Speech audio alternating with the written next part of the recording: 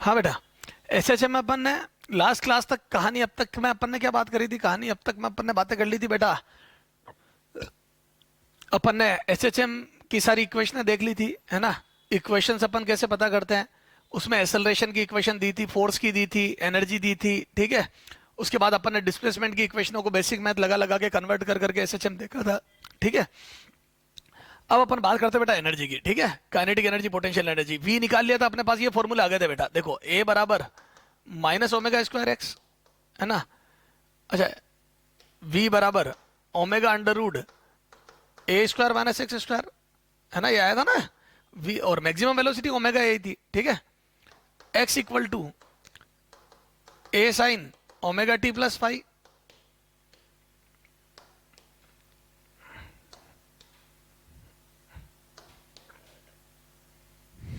ठीक है। ये सारी इक्वेशन है। अब अपने को काइनेटिक एनर्जी और पोटेंशियल एनर्जी लिखनी है। तो काइनेटिक एनर्जी कितनी होती है बेटा, हाफ एम वी स्क्वायर, ये हो गई काइनेटिक एनर्जी। तो काइनेटिक एनर्जी के फॉर्मूले में अपन हाफ एम वी की वैल्यू रखते हैं, तो ये वी कितना हो जाएगा बेटा, omega under root A square minus x square का होल स्क्वायर। तो कितना आ जाएगा, half M omega square A square minus x square.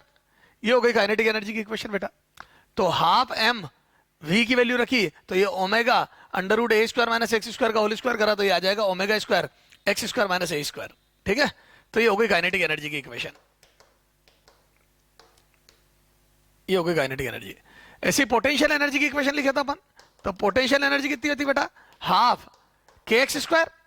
A potential energy spring system में हाफ के एक्स स्क्वायर। अब के की वैल्यू लिखूं मैं half M omega square x square, ये हो गई potential energy. Half M omega square x square, ये हो गई। तो ये हो गई बेटा पोटेंशियल एनर्जी, और वो हो गई काइनेटिक एनर्जी। तो काइनेटिक एनर्जी और पोटेंशियल एनर्जी दोनों लिख दी मैंने, कुछ नहीं करा, वी की वैल्यू उठा के रखी है, है ना, ये भी।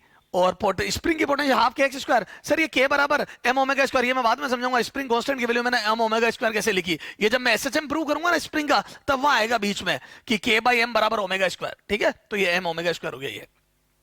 चलो अब अपन क्या करें बेटा, ये इन दोनों के कर्व बनाए। अब ये काइनेटिक एनर्जी पोटेंशियल एनर्जी, इनको चेक करते हैं अपन कि ये इक्वेशन है राइट है क्या। एक बात बता बेटा, जब एक स्प्रिंग एसएचएम कर रही है, समझना ध्यान से, ये फॉर्मूले चेक करा रहा हूं, फॉर्मूले तो आ गए, चेक करा रहा हूं, ठीक है। जब ये स्प्रिंग एसएचएम कर रही है, इसकी टोटल एनर्जी भी लिखूंगा मैं, ये स्प्रिंग से, ये मीन पोजीशन है, ये मीन, ठीक है। अब इसको विस्थापित करके, इसको डिस्प्लेस करके अपन ने छोड़ा ये एम, ये ए डिस्प्लेस करके छोड़ा। जैसे अपन ने इसको ए डिस्प्लेस करके छोड़ा, क्या मैं बोल दूं ये स्पीड अप होगा। जैसे अपन ने इसको यहां छोड़ा, तो क्या मैं बोल दूं ये स्पीड अप होगा, और ये लगातार लगातार स्पीड अप होके यहां जाएगा, है ना, और बहुत ज्यादा स्पीड अप हो जाएगा। उसके बाद ये अंदर तक जाएगा, फिर वहां से वापस यहां आएगा, क्लियर है। तो ये ऐसे एसएचएम करता रहेगा। एक बात बता, यहां पे एक्स बराबर प्लस है, पर वेलोसिटी जीरो होती है क्या, वी जीरो, याद आया, एक्सट्रीम पर वेलोसिटी जीरो, आयामों पर वेग शून्य होता है। और जब आयामों पर वेग शून्य होता है, तो मोल दो इसकी गतिज ऊर्जा भी शून्य होगी। तो ये गतिज ऊर्जा स्थिर ऊर्जा के सूत्र आ गए, आयाम पर गतिज ऊर्जा शून्य आनी चाहिए। रखो इसमें एक्स बराबर है, देखो जीरो आ जाएगा, एक्स बराबर माइनस है, देखो जीरो आ जाएगा। तो बोल दू एक्स बराबर चाहे प्लस ए रखो चाहे माइनस ए रखो, मैं बोल दू ये गतिज ऊर्जा जीरो आ जाएगी, गतिज ऊर्जा जीरो। तो चाहे प्लस ए हो एक्स, चाहे माइनस हो, आयामों पर गतिज ऊर्जा शून्य आएगी, तो ये गतिज ऊर्जा शून्य हो गई। माध्य स्थिति की बात करूं मैं, तो माध्य स्थिति पे एक्स बराबर जीरो रखो। तो जैसे ही आप माध्य स्थिति पे एक्स बराबर जीरो रखोगे, चेक कर लो बेटा, एक्स बराबर जीरो, जैसे इस समीकरण में आपने एक्स बराबर जीरो रखा, देख लो आपके सामने ए स्क्वायर में से कुछ घटना है, अगर कुछ भी ना घटे तो उससे ज्यादा बड़ी चीज आ ही नहीं सकती। तो बोल दो गतिज ऊर्जा का अधिकतम मान आ गया, तो माध्य स्थिति पर गतिज ऊर्जा अधिकतम हो गई। तो बोल दो काइनेटिक एनर्जी मैक्सिमम होती है कब, मैक्सिमम एट एक्स बराबर जीरो, और एक्स बराबर जीरो मतलब माध्य स्थिति। तो माध्य स्थिति पर गतिज ऊर्जा शून्य होती, मैक्सिमम होती है, सॉरी। और कितनी होती है बेटा, के ई मैक्सिमम बराबर half M omega square A square, ठीक है। और आप ध्यान दोगे तो ये ओमेगा ए वी मैक्सिमम भी तो है, और सही बात है, वी मैक्सिमम का स्क्वायर आ गया, तो बिल्कुल ओके, ठीक है साहब। वापस पीछे आ जाए बेटा, ये तो मैंने अधिकतम लिख दी। हाँ ये, अब इससे ऊर्जा को चेक करते हैं। रखो एक्स बराबर जीरो, तो बोल दो एक्स बराबर जीरो पे जीरो होती, बिल्कुल सही बात है। माध्य स्थिति पर स्प्रिंग बिल्कुल खिंची हुई नहीं होती है, और अगर स्प्रिंग बिल्कुल खिंची हुई नहीं है तो इसकी ऊर्जा शून्य हो गई। तो मैं बोल दो एक्स बराबर जीरो पर पोटेंशियल एनर्जी जीरो। तो x बराबर जीरो पर पोटेंशियल एनर्जी जीरो होती है। क्लियर है? x बराबर प्लस है और x बराबर माइनस है, x बराबर प्लस है और x बराबर माइनस है पर स्थिर ऊर्जा अधिकतम होती है। देखो half M omega square A square, half M omega square A square, तो प्लस है और माइनस है दोनों पर स्थिर ऊर्जा अधिकतम होती है। तो बोल दूं प्लस है और माइनस है, x बराबर प्लस माइनस ए पर पोटेंशियल एनर्जी, पोटेंशियल एनर्जी बराबर मैक्सिमम अधिकतम होती है। क्लियर है? तो प्लस ए पर भी अधिकतम होती है और माइनस ए पर भी अधिकतम होती है। तो स्थितिज ऊर्जा दोनों पर अधिकतम होती है, प्लस ए और माइनस ए पे। ये ठीक है? तो इससे ऊर्जा अधिकतम हो गई। अब देखो टोटल एनर्जी लिखते हैं। तो ये तो अपन ने देखा कि स्थितिज ऊर्जा अधिकतम होती है आयामों पर, गतिज ऊर्जा अधिकतम होती है माध्य स्थिति पर। ठीक है? अब अपन टोटल एनर्जी लिखते हैं। तो मेरे पास देखो अब काइनेटिक एनर्जी का सूत्र कितना आ गया बेटा? Half M omega square A square minus x square. Potential energy का सूत्र क्या आ गया बेटा? Half M omega square x square. कुल ऊर्जा लिखो तो बेटा टोटल एनर्जी कितनी आ जाएगी? के ई प्लस पी। समीकरण 1 2 से दोनों की वैल्यू रखो, तो यहां से दोनों को जोड़ूंगा तो half M omega square A square minus x square plus half M omega square x square. ये गया तो यहां से आ जाएगा half M omega square A square. ये आ गई टोटल एनर्जी, ये आ गई टोटल एनर्जी। तो काइनेटिक एनर्जी, पोटेंशियल एनर्जी और टोटल एनर्जी। ठीक है? ये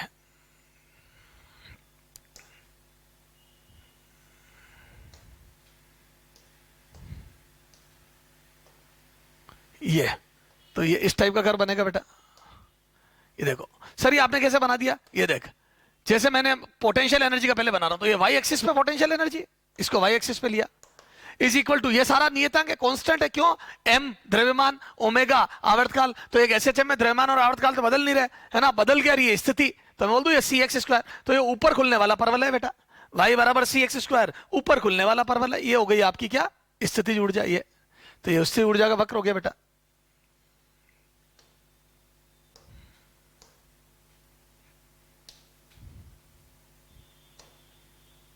ये अच्छा काइनेटिक एनर्जी ये हो गई वाई एक्सिस पे, ये हो गया कांस्टेंट और ये हो जाएगा ए स्क्वायर माइनस एक्स स्क्वायर। तो ये वाई बराबर सी ए स्क्वायर माइनस एक्स स्क्वायर। मैं बोल दूं ये एक्स स्क्वायर का गुणांक ऋणात्मक है, तो ये नीचे खुलने वाला परवल हो गया। देखो ये देखो ना एक्स बराबर जीरो पर अधिकतम होगी ये, है ना? ये तो एक्स बराबर जीरो पर अधिकतम होगी ये, और एक्स बराबर प्लस माइनस ए पे ये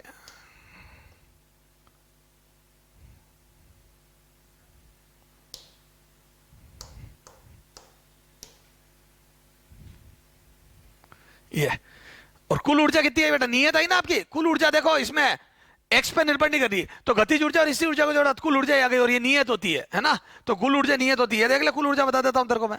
ये कुल ऊर्जा, ये टोटल एनर्जी, ये टोटल एनर्जी का कर्व है येलो वाला, है ना? ये आपका क्या हो गया बेटा? ये हो गया पोटेंशियल एनर्जी जो एक्स बराबर जीरो पे जीरो है, एक्स बराबर जीरो पे जीरो है, और एक्स बराबर प्लस ए पे और माइनस ए पे अधिकतम है। ये एक्स बराबर माइनस है, तो ये माइनस ए और प्लस ए पर अधिकतम है, देख, है ना? ये पोटेंशियल, ये काइनेटिक एनर्जी, ये आपकी काइनेटिक एनर्जी जो है वो एक्स बराबर जीरो पर अधिकतम है ना? और फिर प्लस ए और माइनस ए पे जीरो जीरो है। तो गतिज ऊर्जा देखो माध्य स्थिति से घट रही है, तो गतिज ऊर्जा तो लगातार घट रही है और स्थितिज ऊर्जा माध्य स्थिति लगातार बढ़ रही है। तो स्थितिज ऊर्जा आयामों के दोनों माध्य स्थिति से दोनों तरफ बढ़ती है और गतिज ऊर्जा लगातार माध्य स्थिति पर अधिकतम होती है और घटती रहती है। तो ये कुल ऊर्जा नियत हो गई आपकी। ठीक है? तो एसएचएम में कुल ऊर्जा नियत होती है। कई बार इसमें देखो कैसे पागल बना देता है, बताता हूं। अच्छा इसको समय के पदों में भी देखेंगे लेकिन बाद में। अब अपन क्वेश्चन देखते हैं, सुनना। एग्जाम्पल 16। ठीक है? विस्थापन के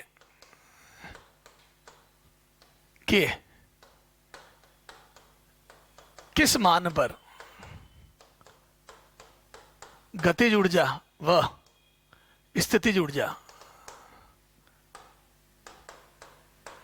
समान होती है, समान होती है। है ना, विस्थापन के किस मान पर गतिज ऊर्जा और स्थिर ऊर्जा समान होती है, मतलब के ई बराबर पी। तो यहां से half M omega square A square minus x square is equal to half M omega square x square. तो ये बोल दो, यहां से गया, तो यहां से आ जाएगा ए स्क्वायर बराबर 2x स्क्वायर, तो यहां से x बराबर plus minus A by root two. तो x बराबर plus minus A by root two, A by root two आगे और ए बाई रूट टू पीछे, दोनों जगह गतिज ऊर्जा और स्थिर ऊर्जा दोनों इक्वल होती है। समझ गए?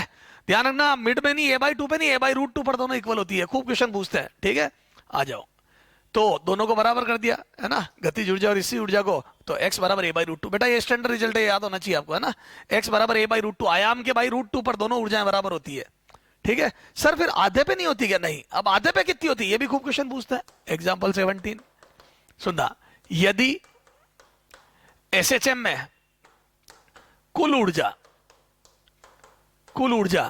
ई नोट है ना, ये बहुत कॉमन क्वेश्चन है, ई नोट है, कुल ऊर्जा को ई नोट है दे दी है, तो x बराबर ए बाई टू, है ना, जहां ए आयाम है, x बराबर ए बाई टू पर के व पी का मान ज्ञात करो, गतिज ऊर्जा व स्थिर ऊर्जा का मान ज्ञात करो, का मान ज्ञात कीजिए,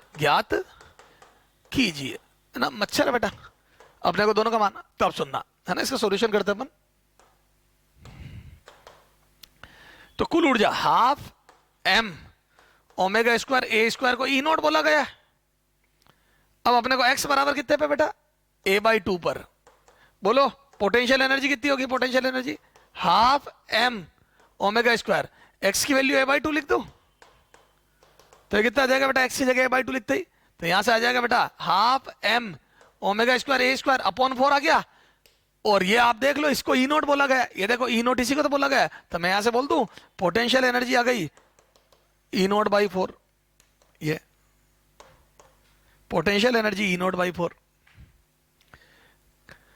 है ना। काइनेटिक एनर्जी निकालनी है बेटा, ये तो आ गई ई नोट बाई। अब काइनेटिक एनर्जी देखते हैं, काइनेटिक एनर्जी बराबर half M omega square A square minus x square, A square minus x square.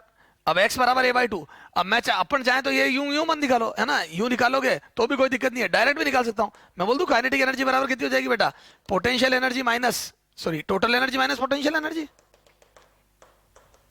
तो ये आ जाएगा बेटा E naught minus E naught by 4, तो ये आ जाएगा 3 ई नोट बाई 4। तो पोटेंशियल एनर्जी आ गई ई नोट बाई 4 और काइनेटिक एनर्जी आ गई बेटा 3 ई नोट बाई 4, ठीक है। तो E naught by 4 3 E naught by 4, तो मैं क्या बोल दूं, क्या काइनेटिक एनर्जी अनुपात पोटेंशियल एनर्जी भी पूछ सकता हूं कई बार, तो बोल दूं पोटेंशियल एनर्जी कितनी आई थी, इधर देख ए बाई टू पर potential energy E naught by 4 आई थी, तो पोटेंशियल एनर्जी आ गई ई नोट बाई 4 और ये आ गई 3 ई नोट बाई 4, तो यहां से ई नोट बाई 4 घट गया, तो बोल दूं 3:1। मतलब आयाम के आधे पर गतिज ऊर्जा 3 गुना होती है स्थितिज ऊर्जा से, गतिज ऊर्जा स्थितिज ऊर्जा की 3 गुना होती है, क्लियर है। और दोनों ऊर्जाएं बराबर कब होती है बेटा, a बाई रूट टू पे, कितने पे होती है, a बाई रूट टू पे, है ना, दोनों सूत्र बराबर कर दिए। चलो आगे आ जाओ। अब देखो कई बार क्वेश्चन कैसे पूछ लेता है, ये देख एग्जाम्पल 18 देखते हैं अपन, ये देख एक 2 किलो के कण 2 किलो का कण, आयाम a बराबर 10 सेंटीमीटर व आवर्तकाल t बराबर 2 सेकेंड का एसएचएम करता है।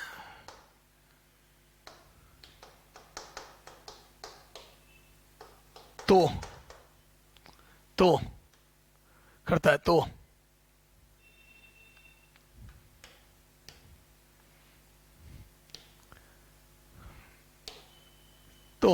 गतिज ऊर्जा वो, तो x बराबर, है ना, x बराबर या अधिकतम, ये मतलब पहला काइनेटिक एनर्जी मैक्सिमम, बताओ सेकेंड x बराबर 5 सेंटीमीटर पर के ई व पी,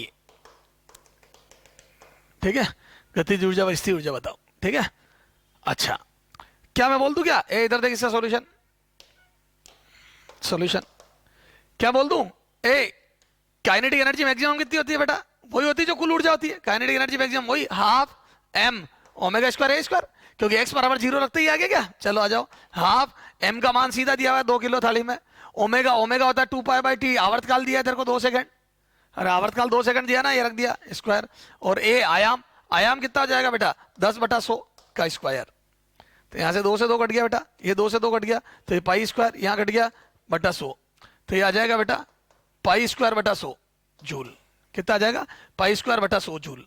तो मैं बोल दूं काइनेटिक एनर्जी कितनी आ गई, बोलो काइनेटिक एनर्जी मैक्सिमम कितनी आ गई, तो पाई स्क्वायर बटा 100, पाई स्क्वायर लगभग 10 होता है, तो मैं बोल दूं 0.1 जूल, तो 0.1 जूल आ गई आपकी गतिज ऊर्जा, अधिकतम गतिज ऊर्जा 0.1 जूल, जो कि माध्य स्थिति पे होगी। क्लियर है, उसके बाद लगातार आयाम तो घटते घटते शून्य हो जाएगी। अब 5 पर केईपी याद है 3:1 में होती है, ए आयाम के आधे पर 3:1 में होती है, तो मैं डायरेक्ट पिछले क्वेश्चन में हमने यही तो सीखा था 3:1 में, तो चाहो तो इसको 3:1 में बांट सकते हो, और या फिर 5 सेंटीमीटर के लिए हल कर लो, चलो आ जाओ दोनों तरीके से कर देता हूं। तो बोल दूं ये काइनेटिक एनर्जी मैक्सिमम जो कि टोटल एनर्जी के बराबर है, ये आई 0.1 जूल है ना, 8x बराबर 5 सेंटीमीटर, और ये 5 सेंटीमीटर में बोल दूं a/2 है, तो बोल दूं काइनेटिक एनर्जी और पोटेंशियल एनर्जी का अनुपात 3:1 होता है, अगर ये याद है जब तो ठीक है, और नहीं है तो अपने हल कर लेंगे। तो मैं बोल दूं ये आ जाएगी 3/4 ऑफ 0.1 जूल, ये आ गई के, तो यहां से के कितनी आ गई बोलो 3/4 ऑफ 0.1 जूल, और पोटेंशियल एनर्जी कितनी आ गई 1/4 ऑफ 0.1 जूल, है ना, तो ये आ गया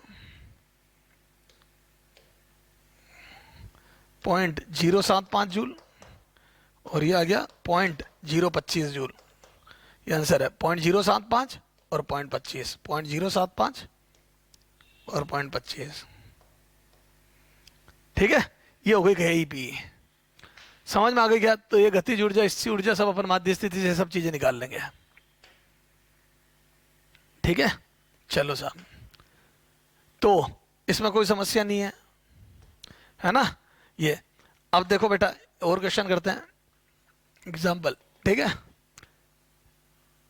एक कण, एक 2 किलो के कण कर दो, 2 kg के कण की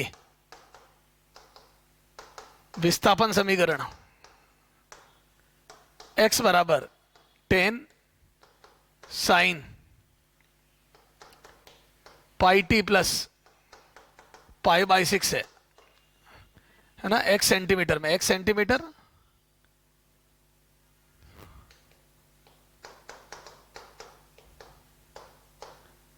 वह t सेकेंड में,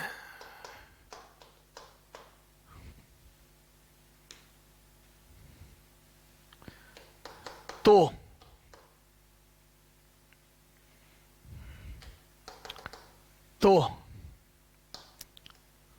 पहला तो कण की फर्स्ट के मैक्सिमम, या यूं लिख दो कुल ऊर्जा कर दो, चलो टोटल एनर्जी, सेकंड प्रारंभिक गतिज ऊर्जा, बेहतरीन क्वेश्चन है, प्रारंभिक गतिज ऊर्जा, थर्ड प्रारंभिक स्थिति ऊर्जा बताइए, प्रारंभिक स्थितिज ऊर्जा बताइए। ठीक है, ये बताना है। 2 किलो के कण की विस्थापन समीकरण ये है ना, कण की कुल ऊर्जा, प्रारंभिक स्थिति ऊर्जा ये, तो क्या मैं बोल दूं क्या, ये देखो इधर, यहां सॉल्यूशन यही कर रहा हूं बेटा, डेटा यहां है ना, थोड़ा सा सॉल्यूशन, ये देखो सबसे पहले ये बता कितना है 10 है ना, ये मीटर में ही है, सॉरी सेंटीमीटर, मतलब मीटर में कर दो यार, अपन कैलकुलेशन नहीं करना चाहते मीटर। ठीक है, ओमेगा कितना है बेटा पाई, तो यहां से टी कितना आ गया बेटा 2 सेकेंड, कैसा आया 2 पाई/टी, ये तो लिख लोगे ना बेटा 2 सेकेंड, तो ये आ गया, ये आ गया, हालांकि मेरे को ओमेगा ही चाहिए, टी किसी ने पूछा नहीं तो ओमेगा ही रहने दे, चल ओमेगा आ गया, ये आ गया। अब बेटा अपने को क्या चाहिए कुल ऊर्जा, तो बोलो टोटल एनर्जी कितनी होगी, half M omega square A square, तो यहां से हाफ एम कितना है बेटा 2 किलो है ना, ओमेगा कितना है बेटा पाई का स्क्वायर, और ए कितना है बेटा 10 का स्क्वायर है ना, ये तो यहां से 2 कट गया, तो ये आ जाएगा बेटा 100 पाई स्क्वायर, यानी कि 1000 जूल। ए पाई स्क्वायर को 10 लिख दिया मैंने, तो ये आ गया 1000 जूल। ठीक है, तो गतिज टोटल ऊर्जा आ गई 1000 जूल। प्रारंभिक गतिज ऊर्जा है ना, kinetic energy, initial kinetic energy, kinetic energy initial. अब प्रारंभिक गतिज ऊर्जा का क्या मतलब है? तो सबसे पहले गतिज ऊर्जा प्रारंभ में कण का है ये पता करो। तो half M omega square A square minus x initial का स्क्वायर। तो कण की प्रारंभिक स्थिति चाहिए, बोलो। तो कण की प्रारंभिक स्थिति, कण की प्रारंभिक स्थिति का मतलब मैं बोल दूं टी बराबर 0, टी बराबर 0। तो रखो इसमें टी बराबर 0, तो एक्स इनिशियल कितना आ गया बेटा? जैसे ही टी बराबर 0 रखा तो बोल दू ये आ गया 10 साइन 30 डिग्री, और ये आ गया 5। तो कण की प्रारंभिक स्थिति जो है वो आ गई 5। तो प्रारंभ में कण 5 पर है, तो माध्य स्थिति से 5 दूर है। तो कण की प्रारंभिक स्थिति मुझे 5 पता पड़ गई। तो प्रारंभिक गतिज ऊर्जा बतानी है, तो प्रारंभिक गतिज ऊर्जा बताता हूं। तो ये कुल ऊर्जा आ गई 1000 जूल। अब प्रारंभिक गतिज ऊर्जा बताता हूं, ठीक है, ये तो आ गई 1000 जूल। अब प्रारंभिक गतिज ऊर्जा तो मैं बोल दूं काइनेटिक एनर्जी इनिशियल। तो काइनेटिक एनर्जी इनिशियल बराबर हाफ एम की वैल्यू 2, ओमेगा की value pi A square minus x square, A square minus x square. ए हो गया 10 और एक्स हो गया 5, ए हो गया 10 और एक्स हो गया 5। तो ये कितना आ जाएगा बेटा? 2 से 2 कट गया, पाई स्क्वायर ये हो गया 100 माइनस 25, तो ये आ जाएगा 750 जूल। ये हो गया काइनेटिक एनर्जी इनिशियल। तो ये गतिज ऊर्जा इनिशियल हो गई बेटा 750 जूल। तो ये देखो कैसे निकाली गतिज ऊर्जा इनिशियल। इनिशियल गतिज ऊर्जा निकालनी है तो पहले प्रारंभिक गतिज ऊर्जा निकालनी है तो पहले प्रारंभिक स्थिति बताओ, नीचे कण है कहां? तो टी बराबर 0 रखा तो मुझे पता पड़ गया कण 5 पर है, और जैसे ही पता पड़ गया कण 5 पर है फिर तो अपना काम ही हो गया, half M omega square A square minus x square, तो 750। अब स्थितिज ऊर्जा तो मैंने कुल ऊर्जा निकाल ली 1000 जूल, उसमें से गतिज ऊर्जा पता पड़ गई। तो स्थितिज ऊर्जा, प्रारंभिक स्थितिज ऊर्जा, तो बोल दो कुल ऊर्जा नियत होती है। ए बेटा देख, टोटल एनर्जी, अगला पोर्शन कौन सा पोर्शन है? Third portion. तो ये कौन सा क्वेश्चन कौन सा था बेटा अपना? 19वां क्वेश्चन था, क्वेश्चन नंबर 19, क्वेश्चन नंबर 19 है ना, का थर्ड पोर्शन देख। तो थर्ड पोर्शन देख, टोटल एनर्जी बराबर के इनिशियल प्लस के पी इनिशियल, दोनों इनिशियल एनर्जी का टोटल। तो यहां से देखो 1000 जूल बराबर 1000 जूल बराबर 750 joule plus potential energy initial. Potential energy initial बराबर कितना जाएगा बेटा? 1000 माइनस 750, 250 जूल। तो ये पोटेंशियल एनर्जी आ गई। तो 250 जूल पोटेंशियल एनर्जी हो गई, 750 जूल गतिज ऊर्जा हो गई, और 1000 जूल कुल ऊर्जा हो गई। क्लियर है क्या? तो ये आ गया बेटा। और क्या पूछा इसने देख, प्रारंभिक स्थिति ऊर्जा बता दी, प्रारंभिक गतिज ऊर्जा ठीक है, टोटल एनर्जी ठीक है।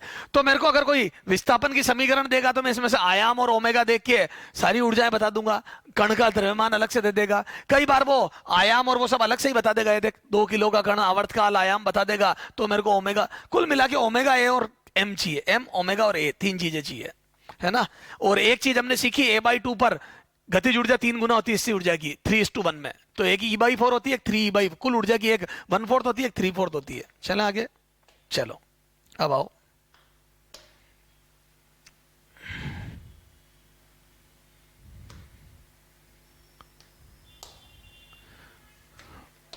क्वेश्चन नंबर 20, ठीक है। अब क्वेश्चन नंबर 20, अब आप देखो बेटा, एक क्वेश्चन है, एक 2 किलो का कण, 2 किलो का कण, ए बराबर 10, आयाम 10 मीटर का एसएचएम करता है, एसएचएम करता है। तो x बराबर 2 मीटर व x बराबर 5 मीटर है ना, पर कुल ऊर्जा का अनुपात का, कुल ऊर्जा का अनुपात ज्ञात कीजिए, ज्ञात करो, ज्ञात करो, या यूं कर दो 5 मीटर व 10 मीटर पे कर दो, है ना, 10 मीटर पर, है ना, अनुपात ज्ञात करो। ये क्वेश्चन है अपना, है ना। इसका ए ऑप्शन, ए ऑप्शन दे रहा हूं मैं, 1:3, बी 3:1, सी 1:1, डी 1:4, ठीक है। ये ऐसे 4 ऑप्शन दिए। अब बच्चा क्या होता है, बिना सोचे समझे या तो ये या ये टिक कर जाता है ना, मतलब ये कि सर आपने बताया था ये आयाम के आधे पर। अरे बेटा पहले क्वेश्चन तो पढ़ ले, पूछा क्या है, कुल ऊर्जा का अनुपात। ए बेटा पागल बना देगा पढ़ तेरे को। ये देख, ये एसएचएम कण का है ना, ये कण का एसएचएम, ये x बराबर कितना बढ़ गया बेटा 5, है ना, आयाम का आधा, और ये कितना हो गया बेटा x बराबर 10। यहां की कुल ऊर्जा T1, यहां की कुल ऊर्जा T2, इसका अनुपात चाहिए इन दोनों का। क्या मैं बोल दूं टोटल एनर्जी कभी बदलती नहीं है, ए पूरे एसएचएम में, पूरे एसएचएम में, एसएचएम में टोटल एनर्जी बराबर नियत, ए टोटल एनर्जी नियत, तो टोटल एनर्जी नियत है तो 1:1, क्लियर है। कुल ऊर्जा 1:1 में आएगी बेटा, तो कुल ऊर्जा 5 और 10 पे बिल्कुल सेम टू सेम आएगी, तो 1:1 आंसर है, क्लियर है। तो ये कुल ऊर्जा का हिसाब किताब हो गया। तो के ई पी टी सर समझ में आ गया, है ना। एनर्जी का कर्व परवलयाकार होता है, ऊपर की तरफ खुलने वाला, ठीक है। एक क्वेश्चन और देख अगर इतनी बात कर रहे हो तो, ये क्वेश्चन नंबर 21 देख बेटा, है ना। ये देखो अगला ये कर्व बना देगा,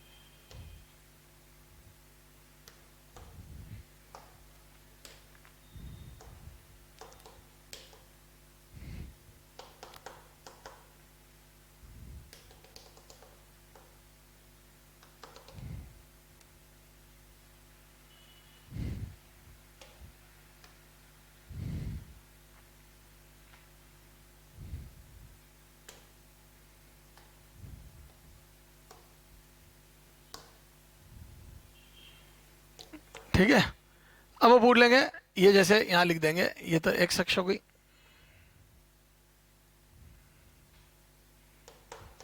ये पूछ लेंगे इसको, ये ए, ये x1 है ना, ये x2, x1 व x2 के मान बताइए, x2 का मान क्या होगा, या यूं ही लिख दे, एक तरफ ही लिख दे चल, है ना।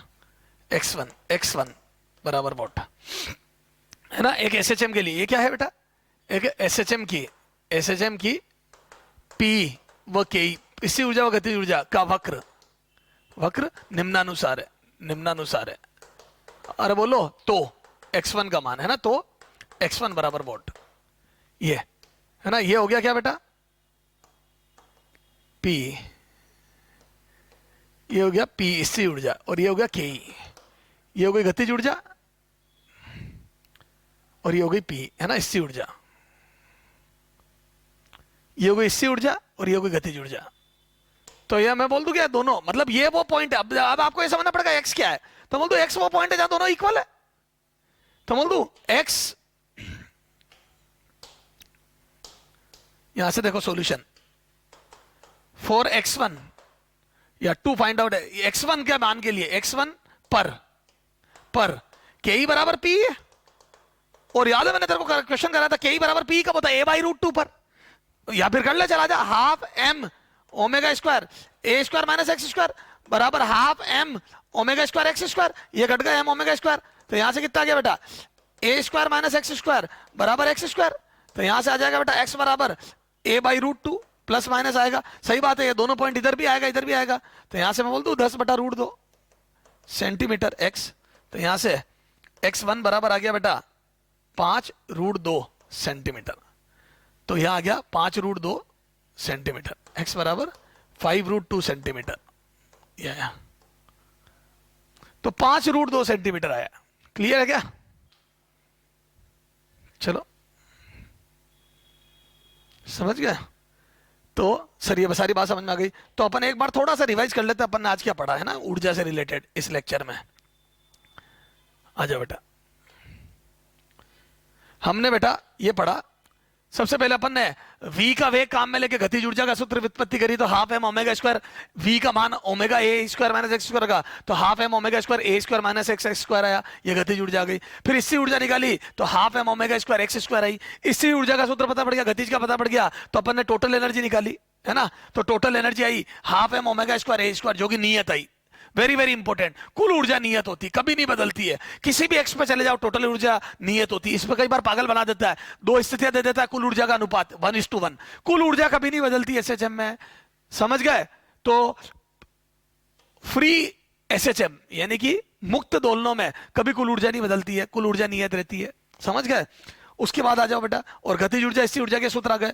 इनके वक्र बनाए बेटा, तो गतिज ऊर्जा का, स्थिर ऊर्जा का वक्र ऊपर खुलने वाला परवलय बना, स्थितिज ऊर्जा का वक्र नीचे खुलने, सॉरी, स्थितिज ऊर्जा का वक्र ऊपर खुलने वाला परवलय बना, जिसका x बराबर 0 पर स्थिर ऊर्जा शून्य थी, आयामों पर अधिकतम थी, और गतिज ऊर्जा माध्य स्थिति पर अधिकतम थी और आयामों पर शून्य थी। समझ गए? ये दोनों काटेगी कहां? तो अभी अपन ने बात करी a/√2 पे। देखो दोनों ऊर्जाएं बराबर कहां होती है, देखो विस्थापन के किस मान पर दोनों ऊर्जाएं बराबर होती है? तो a/√2। मैंने कहा ना, याद रखना, प्लस माइनस a/√2 पर दोनों ऊर्जाएं बराबर होती है। a/2 पर ऊर्जा 3:1 में होती है, गतिज ऊर्जा 3 गुना होती है। देखो गतिज ऊर्जा 3 गुना होती है, देख 3E0/4 और E0/4, तो गतिज ऊर्जा इससे ऊर्जा से 3 गुना होती है। ठीक है, चलो। हाँ, 2 किलो के कण का आयाम ये है, आवर्तकाल ये है, तो अधिकतम गतिज ऊर्जा बतानी है ना। 5 सेंटीमीटर पर के और पी बतानी है, तो अधिकतम गतिज ऊर्जा कितनी हो जाएगी? Half M omega square A square माध्य स्थिति पर, और अधिकतम गतिज ऊर्जा ही कुल ऊर्जा होती है। समझ गए? जब अपन, चलो ठीक है, आगे आ जाओ। तो ये सारी बता दी अपन ने, तीनों प्रकार की ऊर्जा है। हाँ, अब कई बार वो विस्थापन की समीकरण देके पूछेगा, तो विस्थापन की समीकरण में तो बॉडी आसानी से आयाम और ओमेगा दिख जाते हैं, और कण का द्रव्यमान अलग से दे देगा। चले आगे। उसके बाद फिर अपन ने देखा ये 2 किलो, 5 सेंटीमीटर और 10 सेंटीमीटर पर कुल ऊर्जा का अनुपात, कुल ऊर्जा, पागल मत बनना बेटा, 1:1। ये वक्र में ये बिंदु कटान बिंदु क्या होता है? ये दोनों ऊर्जाओं का कटान बिंदु a/√2 होता है। चलो, इसके आगे बेटा अपन बात करेंगे अगले टर्न पे, ठीक है?